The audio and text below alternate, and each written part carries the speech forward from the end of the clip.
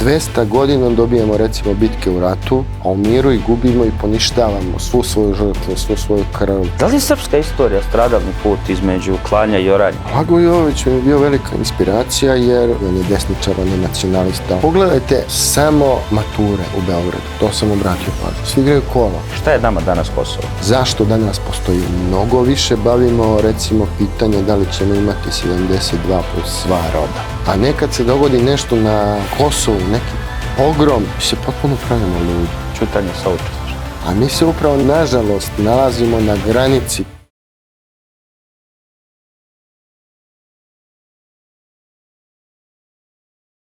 Gledajte emisiju Kompas. Ja sam vaš domaćin Nebojša Lazić, a na moje veliko zadovoljstvo naš gost je pisac, scenarista i pre svega jako dobar čovjek, Slaviša Pavlović. Slaviša, hvala vam puno što ste odazvali našem pozivu. Hvala vama na pozivu. Za početak, sproveli smo anketu na ulicama glavnog grada. Pitali smo pretežno studente, ali i srednjoškolce. Šta misle koliko je srpska istorija inspiracija savremenoj umjetnosti? Većina mladih je naglasila da je sve popularnija istorija u okviru savremenih ostvarenja. Većina njih je pozitivno ocijenila interesovanja režisera, scenarista, pisaca i muzičara. Oko 2/3 ispitanika se slaže da bi više morali da obrađujemo naš slavni srednji vijek, kao i period Balkanskih ratova, ratova za oslobođenje i za ujedinjenje. Jedan broj je kritikovao da umjetnost iskrivljuje realnu sliku istorijskih dešavanja, dok se ostali slažu da samo popularizacija istorije može da nas spase od toga da zaboravimo svoj koren. Koji je vaš komentar na našu anketu?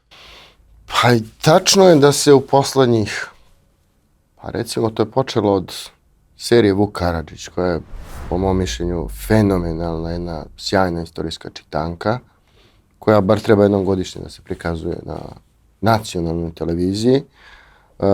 Kasnije 90-ih imali smo recimo Kralj dinastije Obrenović, potom negde od 2010. godine počinje to veće interesovanje u književnosti, potom i filmskih stvaralaca i mislim da je to veoma pozitivno. Ako neko želi opet s druge strane da nauči istoriju iz umetničkih dela, to je veoma teško, jer u smislu umetnost je tu da zainteresuje nekog za temu, da traga za njom dublje, kao što ja, koji sam odrastao u seriju Vuk Karadžić, pa sam počeo da se interesujem za sve te junake, od Karađorđa pa preko kneza Miloša, Veljka Petrovića i drugih. Dakle, oni u toj seriji su prikazani na jedan veoma lep način, ali nikako da bismo mi mogli da dobijemo u potpunosti odgovor ko su oni zapravo bili. I u tom smislu, recimo, bar u mojoj profesiji u književnosti, ako pogledamo, proteklih godina objavljeno je nekoliko sjajnih knjiga tipa o Velikom ratu, potom Sloba Vladušić je napisao roman o Crnjanskom, Dejan Stojljković o Branku Miljkoviću, imamo i roman o Andriću, snimljeno i nekoliko filmova. Sad, nažalost, mi smo jedna veoma mala zemlja, mala produkcija, i da bismo snimili jedan veoma dobar, jedan veoma kvalitetan film koji bi mogao da pronese tu našu istorijsku slavu koja je nesporna u svet, za to treba mnogo novca koji jedan producent ne može da zaradi od toga samo što će da prikaže film u Srbiji, recimo u regionu, tamo gde je moguće. Ne možemo mi prikazati film o našoj nacionalnoj istoriji u Hrvatskoj i da se od toga i zaradi novac, tako da za te neke stvari potrebna je velika pomoć države. Sad, ako uđemo u neku situaciju s kraja 19. veka, mi možemo pogledati barem po zgradama po Beogradu, Kapetan Mišino zdanje, da su neki bogati ljudi u tim momentima znali da pomognu umetnike, kao što je dosta njih pomagalo recimo Uroša Predića, potom kao što je recimo Luka Ćelović pomagao jedan ogroman pokret na početku veka koji je služio za oslobođenje stare Srbije. Mi danas među našim bogatim ljudima nemamo tu svest. Ali recimo ti ljudi krajem 19. veka su znali nešto da vrate svom narodu i svojoj državi i ostali su večno upisani. Nažalost, mi danas to nema. Da li je srpska istorija stradalni put između klanja i oranja, kako je tvrdio profesor Ekmečić? Pošto svi vaši junaci i pate i osjećaju tu agoniju, ali ta agonija je vezana za srpski narod u različitim periodima.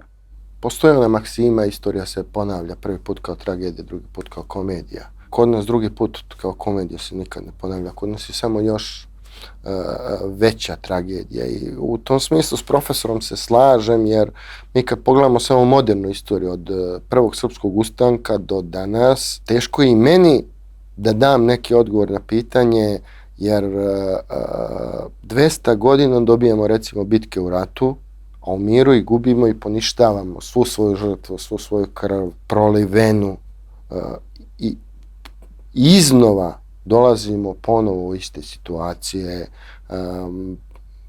Samo ako pogledamo Kosovo, na koje danas niko ne obraća pažnju, niko neće da okrene glavu prema Kosovu. Imamo par šturih saopštenja, međutim, saopštenja neće spasiti ljude koji žive u getu. Srpsku djecu koja idu po badnjake. I srpsku djecu koja idu po badnjake i jedinog čoveka koji je žive u istoku, pa je pre neki dan nestao kad je otišao kod lekara i niko se ne pita ni gde je, ni šta je. Pretpostavljam da nikad se neće ni saznati. Mi sedimo i razmišljamo o tome da li je u redu što neka pevačica nije mogla da uđe u Srbiju ili ne i pravimo od toga jednu veliku temu, a ta tema je zapravo potpuno nebitna. Koliko je naša istorija puna neznanih junaka koji su prkosli Turcima i Austrougarima i Arnautima i borili se po staroj Makedoniji, Hercegovini? Pa to su najvredniji ljudi našeg naroda.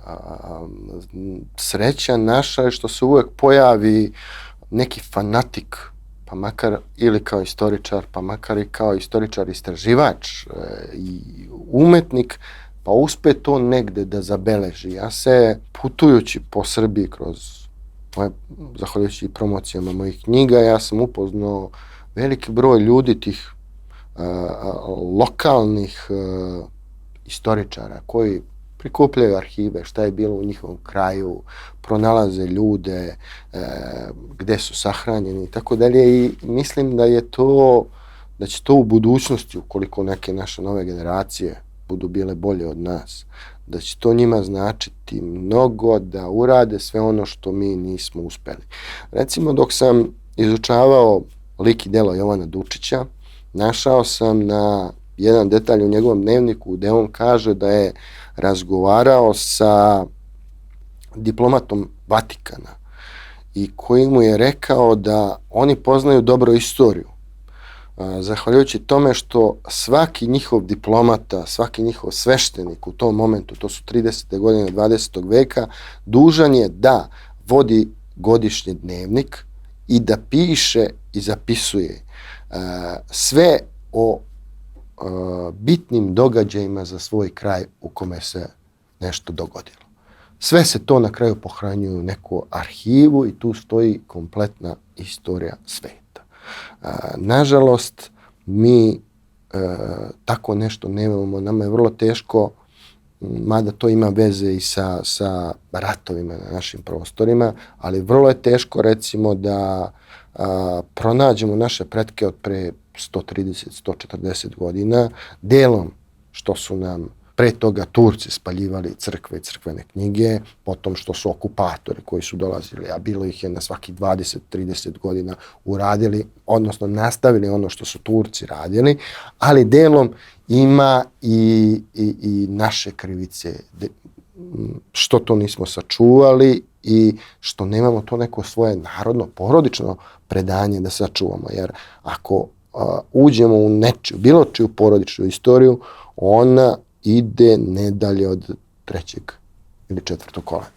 Osveta ili oprost? Šta je naše breme 20. veka? Pa ako je jedan narod oprostio, to su Srbi. Ja dok sam pisao priču Lice zla, ja sam ušao malo dublje u priču o Jasenovcu i da budem iskren kao pisac, pobegao sam od toga, jer nisam mogao da podnesem ono što sam čitao. šta je sve tamo rađeno. Odakle ta mržnja u jednom narodu, odakle mržnja prema čoveku, prema detetu, prema bebi. Nikako to ne mogu da shvatim. Osveta za to ne znam ni kakva bi trebalo da bude. Mi smo okolo i dalje svima sve oprostili. Ja kad pogledam svetsko prvenstvo 2018. kad je bilo, ja sam prolazio Knez Mihajlovom, igrala je Hrvatska, čovjek je navijao u hrvatskom dresu u Knez Mihajlovu. I to govori o nama, kao narodu. Ja ne mislim da je to loše. Govori o nama kao narodu koji je oprostio, neki čovjek navija za svoju reprezentaciju, nikoga nije udario, nikoga nije oterao. Ali zamislite da li bi to moglo u Zagrebu. Da li bi to moglo u Sarajevu uopšte. Da neko u dresu srpske reprezentacije navija za reprezentaciju Srbije u Zagrebu. Skoro su deca u Sarajevu napadnuta zato što su bili u dresu srpske reprezentacije. U Mostaru. Pa recimo u Splitu pre par godina napadnuti su vaterpolisti Crvene zvezde jer su imali grb Crvene zvezde čak.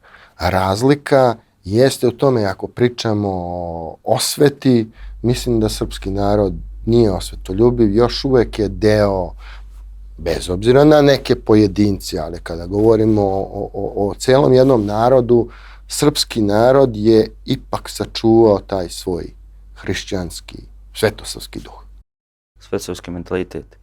Pisajući Klevetnike i osvetnike, koliko ste razumjeli upravo postupke tih ljudi koji su uzeli osvetu u svoje ruke, poput Blagoja Jovovića i tako nekih ljudi u našoj istoriji?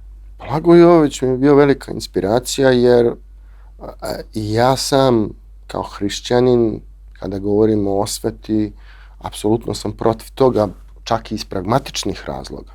Zašto bi neko trošio vreme na osvetu ako može da se posveti sebi? Međutim, postavlja se pitanje u jednom momentu, to jeste pitanje i u mojim pričama, a to je da li je bezbedno dopustiti tom čoveku da šeta ulicu. Da li možemo masovno ubici, serijskom ubici oprostiti na način da kažemo on je sad drugačiji, prošlo je vreme, ali da li će taj čovjek biti pretnja za našu decu, za ljude okolo? Možemo li ga i moramo li ga skloniti s ulice? I naravno postavlja se ono pitanje koje je stalno kod nas, od kad postojimo kao država, čini mi se, šta ako država to ne učini? A to se vrlo često dešava. Da li pojedinac zaslužuje pravdu? Pa, upravo to, da li pojedinac mora da preuzme pravdu, odnosno donošenje pravde da je uzme u svoje ruke. To je, slažem se, krivično delo, bezakonje, ali bezakonje rađa bezakonje zlo, hrani još veće zlo. Ta spirala nasilja počinje da raste i u tom smislu, ukoliko država ne reši neke stvari, prije ili kasnije pojavi se neko iz naroda ko to učini. Zapravo tako su nastale i sve velike revolucije, sve velike političke promene i upravo te istorijske trenutke i pominjem. I bili su neki prekretnice istorije poput atentata Gavrila Principa. Pa, Gavrilo Princip je, sad kad razmišljam, da Gavrilo Princip nije učinio to što je učinio, rat bi i dalje sasvim sigurno počeo, sve bi se to događalo, možda samo ne bi počeo napadom na Srbiju. Međutim, sada ako se vratimo godinama unazad, Gavrilo Princip je u tom trenutku imao nepunih 19 godina, čini mi se. Kada je bilo bombardovanje Srbije, ja sam imao 17 godina. Da mi se neko od tih koji su nas ubijali, koji su bacali osiromašeni uranijum, pojavio tad, u tom momentu ispred mene, a da sam mogao da pucam, sasvim sigurno da bi to taj dečak od 17 godina i uradio. Ovaj čovek danas bi razmišljao potpuno drugačije. Jasno. Šta nam govore deca heroji o našem narodu? Od Momčila Gavrića do Spomenka Gostića. Govore nam da podcenjujemo decu. Deca su nešto najlepše uvek bila u našem narodu i ja mislim da tek ove nove generacije koje dolaze, koji danas možda imaju 20 godina i sa kojima, ako uđemo u razgovor o duhu, o istoriji, oni ne znaju mnogo, oni danas znaju mnogo više nego što smo mi znali kad smo imali 20 godina. Mislim da rešenje nekih problema ili početak rešenja nekih problema koje mi imamo vezane za nacionalna pitanja, da će oni ili početi da ih rešavaju ili će ih rešiti. Jer očigledno da mi za to nismo sposobni, da smo izgubili empatiju prema ljudima kojima je naša pomoć potrebna. Postali smo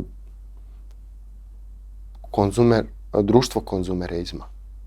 Misliš da ćemo dobiti potomke dostojne slavnih predaka? Pa mislim da hoćemo, zato što ja to shvatam, posmatram ljude, posmatram mlađe generacije i mislim da su oni bolji od mene nego kad sam ja bio u njihovim godinama. I oni ljudi iz mog okruženja, dakle, ne znam, pre 15 godina kad odete na liturgiju crkvu Svetog Marka, crkva nije, bilo je mnogo ljudi naravno, ali crkva nije bila puna.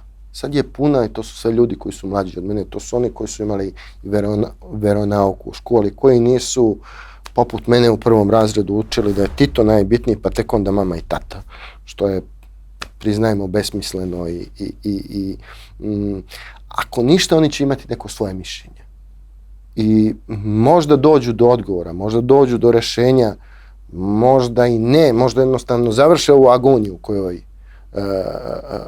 u kojoj se mi kao jedan narod nalazimo već, pa mogu reći slobodno, vekovima. Misliš da ta opterećenost komunizmom je nestala sa novim generacijama?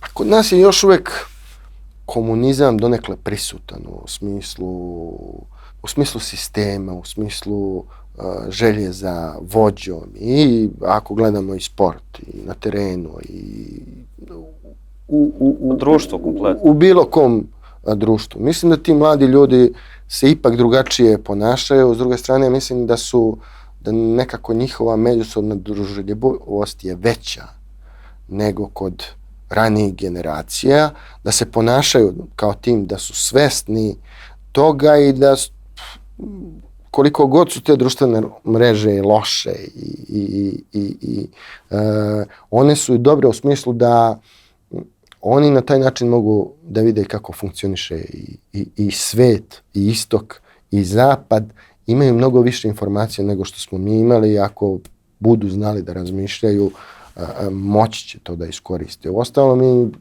trenutno se dešavaju velike promjene u svetu i super da sutra kad se te promjene završe, kako god da se završe, da imamo neke nove ljude koji razmišljaju potpuno drugačije nego što su kod nas generacije učene.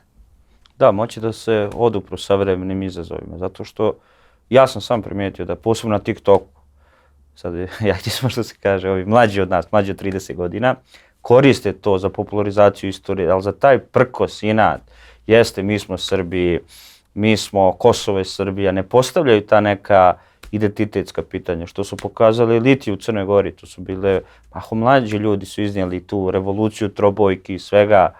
Pogledajte samo mature u Beogradu, to sam obratio pažnju. Svi igraju kolo nakon završetka srednje škole, zato što je kolo postalo egzotično. Dakle, imali smo jedan period u srpskoj istoriji, nakon pada komunizma, sve srpsko je bilo najbolje i najveće, što, priznajmo, i nije. Nakon petooktobarskih promjena, sve srpsko je bilo loše, što, priznajmo, nije ni blizu. Bliža je ipak ono drugo stanovište, barem meni. Danas mladi kad su prošli, kad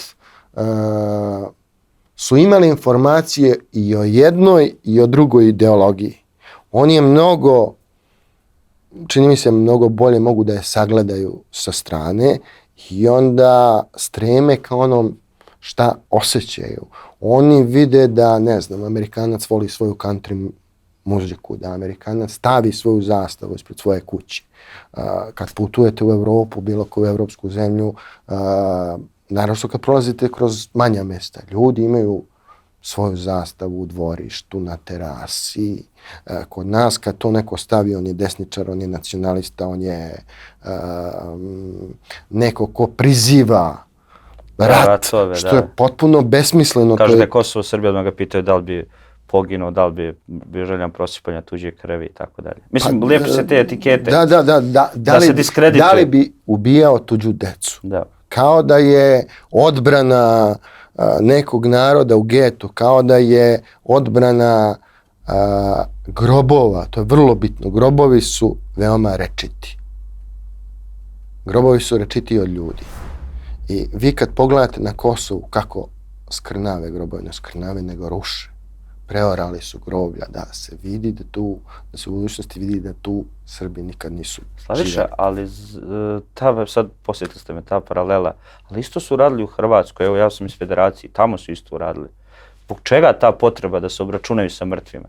To je sad pitanje, pretpostavljam, za nekog pametnijeg nego za mene. Teško je, kako ja da objasnim nečije zlo? Ja nikad nijedan spomenik ne bi srušio. Dakle, ako ima u Srbiji torskih spomenika iz vremena kad su oni nas napadali, mrtav čovek je, više nije neprijatelj. Recimo meni, ja koji sam sledbenik filozofije Svetog Nikolaja, srpskog i žičkog, on je obnovio nemačko groblje u Makedoniji sa rečima da nemački vojnici, dakle to su ljudi koji su 10 godina pre toga, samo ili 15, pucali na srpske vojnike, sa rečima da mrtav neprijatelj više nije neprijatelj, treba ga pustiti da miruje. Ja imam takav stav o bilo čijem groblju i onda kad vidim kako u Hrvatskoj, pa da, u Hrvatskoj čak su spomenici koji su na ćirilici, oni moraju da se sruše, ovi koji su na latinici već može da se u istoriji pripiše nekom hrvatstvu ili čemu već. I kad vidite da je to zakonska odluka, onda vi shvatite kako taj svet funkcioniše. Hrvatska članica Evropske unije. I nama je taj svet predstavljen kao nešto gdje vladaju prava i slobode. Ja se zaista zalažem za prava i slobode i ja sam kao mlad čovjek upravo želeo da budem deo tog sveta, ali kad vidim da deo tog sveta zakonski ruši nadgrobne spomenike, ja ne želim s njima ništa da imam. Kao i što biram svoje društvo u svom životu ko se zalaže za to, to nije moj, što bi rekli Englezi, to nije moja šalica čaja, ne želim da budem deo toga, ne želim da budem blizu toga, ne želim da osjetim tu energiju uopšte. Mene ti srušili spomenike posjećaju na Prvi svjetski rat, kada su često njemačkim vojnicima se prikazivali mrtvi i govorili su, kaže, bježite, živi idu, mrtvi naši, da će tako, da je taj neki duh možda oslobodilački ostao nekako i kod naših, hajde da kažem, komšija. Nekako pokušavam pozitivno da sagledam po naš narod, zato što mi to ne rušimo, ali opet boje se mrtvih, boje se možda i svojih korijena neki od njih u Hrvatskoj, u Crnoj Gori. U Hrvatskoj i u Crnoj Gori sasvim sigurno, ali na Kosovu, mislim da su oni... To je čista mržnja. Apsolutno. Mislim da to nekako mora biti zaustavljeno. Sljedeće posle grobova bit će crkve i bit će manastir. I počele. Već neke crkve preimenu da su rimokatoličke, da su dio kosovske kulturne baštine. I pitanje je kada će baciti oko na Dečane. S tim što ja opet tu kao vjernik, iako ne verujem da smo jaki, da možemo nešto da zaustavimo, mislim da mošti Svetog Stefana Dečanskog tom oku. I u tom smislu nemam strah za tako velika i sveta mesta, ali bez obzira na to, mislim da i mi malo treba da se potrudimo. Ako ništa, bar u nekom smislu marketinga u svetu. Ne treba nama marketing na istoku. uopšte. Ali nam treba neki realno državni projekat, ali da ne bude odrađen kao diletantizam, da taj projekat rade odmereni fanatici. Dakle, fanatici u smislu ljubavi prema našoj kulturi, a odmereni da ne pređu granicu propagande. Jer je propaganda uvek odvratna i loša i kratkotrajna. A mi šta imamo na Kosovu od kulture, zato nam ne treba propaganda. To jednostavno samo treba uraditi u zanatskom smislu kvalitetno i efikasno.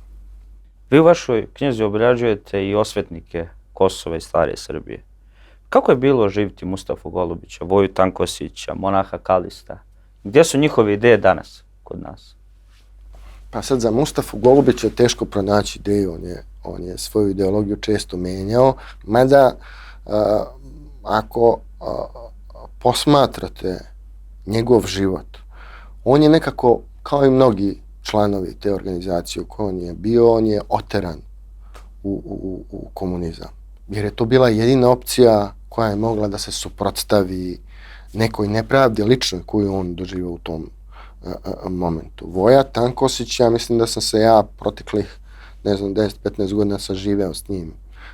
Sve što postoji, čini mi se, od fotografija do tekstova o Voji Tankosiću koji su tačni, istiniti, koje su legenda i preterivanja, sam pročitao i on ne samo da je književni lik, on je filmski lik i voleo bih jednog dana kada bih mogao da nađem tim koji može da snimi film o njemu ili da se napravi, recimo, još lepše bi bilo serija Oslobođenje stare Srbije po ugledu na upravo seriju Vuk Karadžić, samo moderna. Pa gde imate glavne likove od Voje Tankosića i Vojvode Vuka preko Nadežde Petrović, Kralja Petra, potom Milana Rakića, Đorđe Skopljanče. To je ujedno i drama, i ratni film, i špijunski triler. I ja te ljude mogu samo da oživim u svojoj književnosti. I mislim da je to dobro u smislu da se upravo te mlađe generacije, koje danas, ne samo mlađe, nego i starije, da se malo ugledamo na njih, da se setimo, da vidimo zašto danas postojimo. Ne postojimo mi zato što smo se rodili, trebao ipak neko da obezbedi i tu slobodu da možemo da se rodimo i da odrastemo i da i u tim surovim uslovima, eto, pomenuću 90. i ratovi i tako dalje, da preživimo. To je sve eho neke prošlosti nekih velikih ljudi. Apis govori kralju Petru i vojvodi Putniku da oni zaslužuju svoj čin zato jer prepoznaju značaj oslobođenja Kosova. Da li mi danas zaslužujemo pravo da se ravnopravno, kao i ti ljudi, nazovemo Srbina? Šta je nama danas Kosovo? Teško pitanje. Teško je generalizovati. Sve manje mislim da imamo.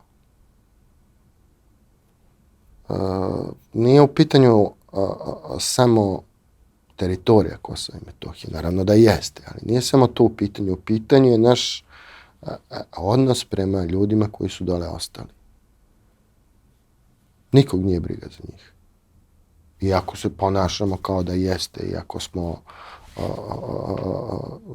mislim da se i naši mediji, i naša kulturna elita, i naša intelektualna elita mnogo više bavimo, recimo, pitanje da li ćemo imati 72 plus 2 roda.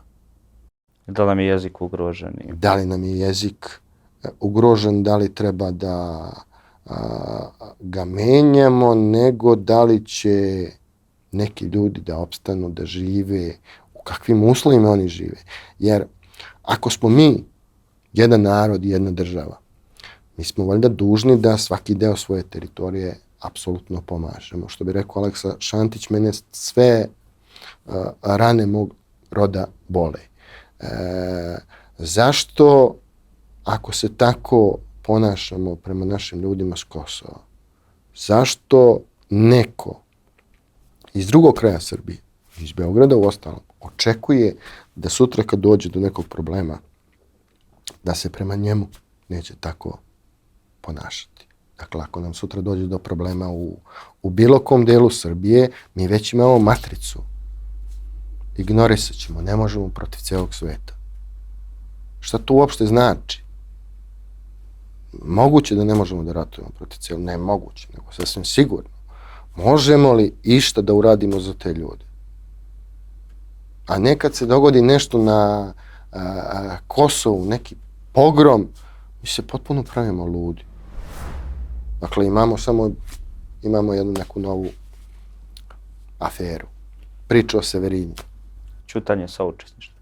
Veoma teška situacija i mislim, ja bih volio da mogu da dam odgovor i da kažem ovako treba da postupimo, ali mislim da moramo mnogo više da se angažujemo na svim poljima. Polje kulture, polje diplomatije, polje politike i ono što je, po mom mišljenju, najbitnije. Briga za to. Ponašamo se kao da nas nije briga. Nemamo empatiju. To govori više o nama kao ljudima. Možda nismo talentovani političari, nismo talentovani za diplomatiju, nismo talentovani za spoljnu politiku, nismo talentovani za kulturu, nismo talentovani za umetnost, nismo talentovani za propagandu. Ali valjda možemo biti talentovani da volimo naše ljude.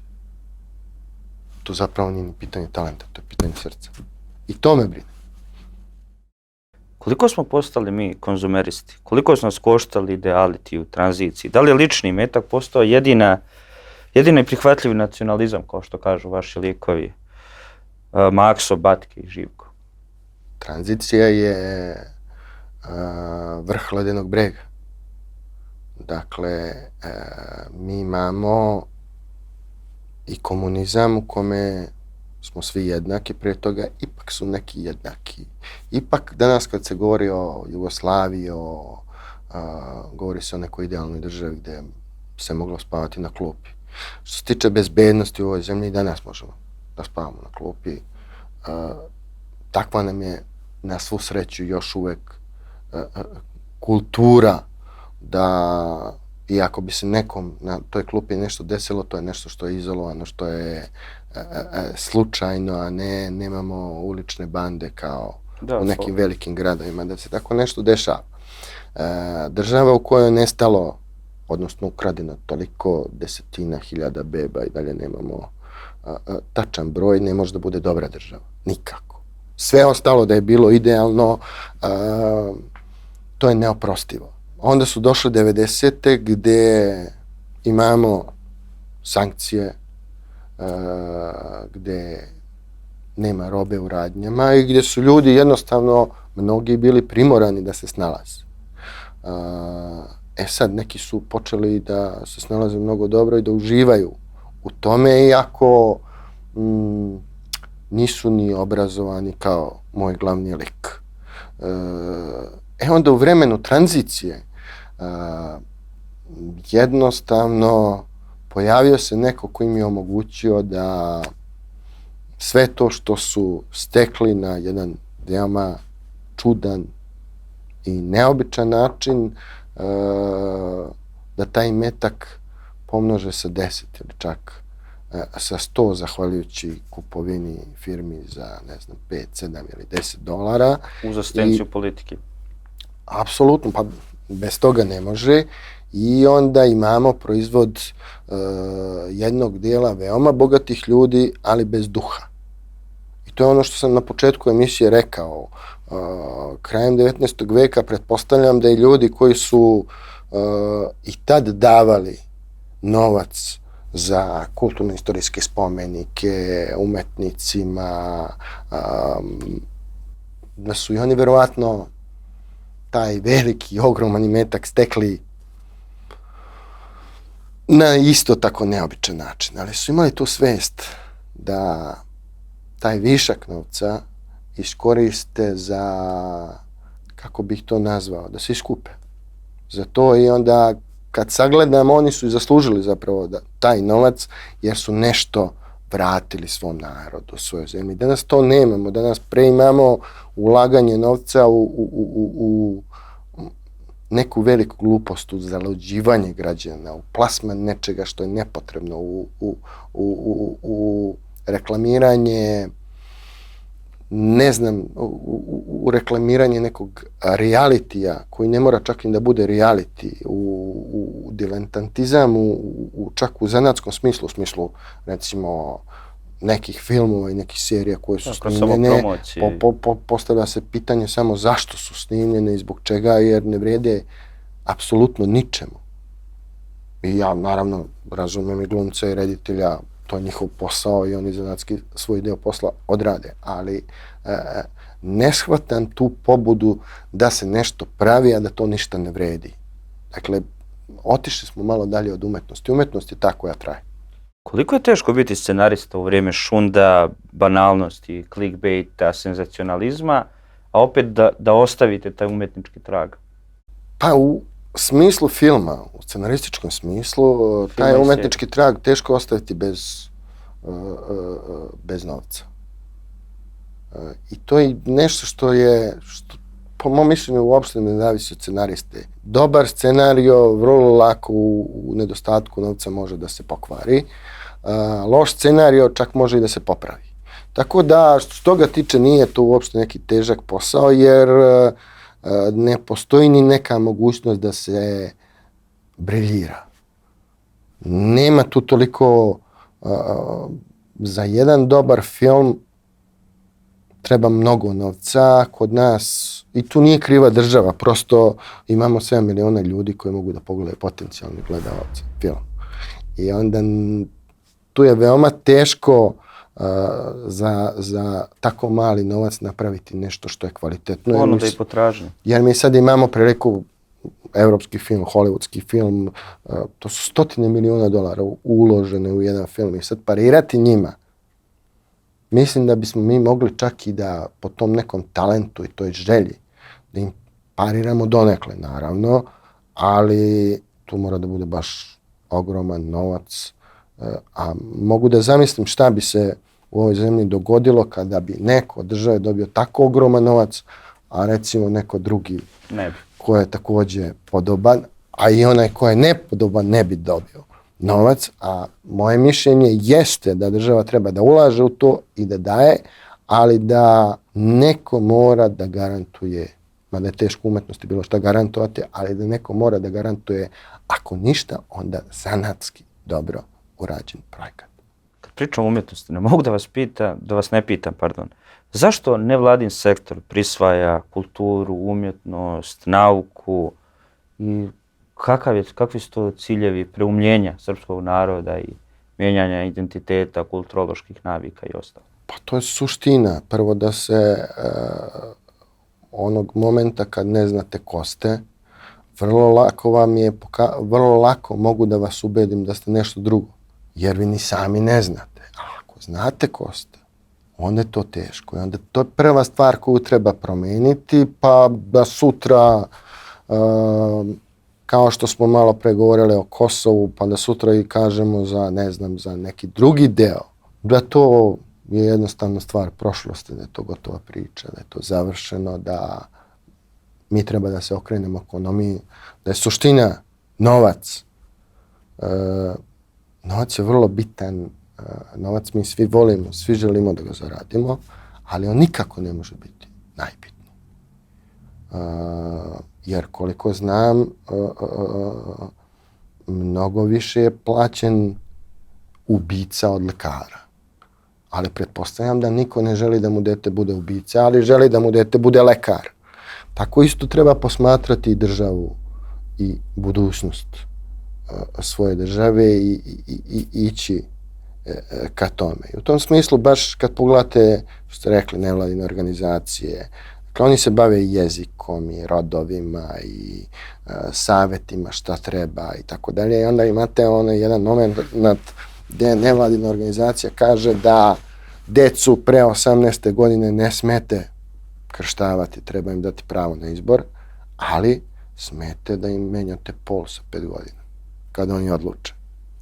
Dakle, smete da kasapite nekog, ali ne smete da ga krstite ili nemam ništa protiv ni neke druge Ubrzanja vere, ili nešto, svačije, jasno. ja sam čovjek koji voli Jasno, jasno. slobodu. Ali upravo je to taj cilj, da jednostavno ne znate ko ste, onda ćemo vam mi vrlo lako pokazati, objasniti ko ste vi, a jedino objašnjenje za vas će biti štap i šargarepa, odnosno daćemo vam otprilike malo novca da se okrenete u tu drugu stranu. Slaviša, je li ta bitka njihova unaprijed izgubljena, pošto ta njihov sistem vrijednosti počiva na novcu? A mi kad vidimo kroz našu istoriju, kroz sve, mnogo ljudi je dalo život za otadžbinu, za porodicu, a malo ljudi je stradalo zbog novca. Pa mene iskreno brine zašto sve više ljudi strada zbog novca. Da li je njihova bitka izgubljena? Ja kao duhovan čovjek mislim da jeste, zato što verujem u pomoć nečega što je više i mnogo jače od nas, ali s druge strane plašim se da bar jedan deo sveta ne podlegne tim prizemnim porivima. A mi se upravo, nažalost, nalazimo na granici koja bi mogla da bude u budućnosti čak na mjestu gdje je i taj svet podeljen. Ne mislim na Srbiju konkretno, jasno. Nego mislim na Balkan. Ako se nešto ozbiljnije ne promeni, to će biti potpuno kao Orwellova knjiga. S tim što mislim da svetski moćnici, da Orwell nije bio prorok, nego da svetski moćnici od dosade prosto ne znaju ili od nedostatka ideje kako i šta da urade da bi im bilo i zanimljivije, jer oni imaju toliko novca da im je potrebna neka nova vrsta bahatosti, šta god, i onda će da se poigraju na taj način da mi možda ostanemo sa ove druge strane koja baš i nije kulturološki nama bliska, pa da sanjamo o onoj drugoj strani. Kao što smo recimo tokom komunizma ostali sa ove strane, a sanjali smo o ovoj drugoj. Eto, to me brine. Posljednje pitanje. Šta je za vas kompas pravih vrijednosti? Pa to je najteže pitanje. To su onih 10 Božjih zapovesti koje ne možemo sve da ispunimo tokom života. Nekad se desi neka nesreća ali mislim da je sama težnja ispunjenju toga vredna koliko ispunjenje. Ono što vladika Nikolaj kaže, trudite se da budete bogovi, ako nikad nećete uspjeti da budete, ili kada Ivo Andrić kaže u posveti prijatelju, sve su Drinevog sveta krive i nikad ih nećemo moći ispraviti, ali nikad ne smemo prestati da ih ispravljamo. I otprilike mislim da je kompas pravi vrednosti težiti tome da budeš dobar čovjek. Hvala ti puno, pre svega što pišeš divne knjige, što si gost i prijatelj, ako mogu da kažem. Zadovoljstvo mi je zaista bilo. Također. Hvala vama na pažnji, poštovani gledalci. Podržite naš rad tako što ćete zapratiti naš YouTube kanal. Lajkujte nas sa društvenim mrežama i dijelite naš sadržaj. Posjetite naš portal kompasinfo.rs, a mi potragu za kompasom pravih vrijednosti nastavljamo već u sljedećoj epizodi.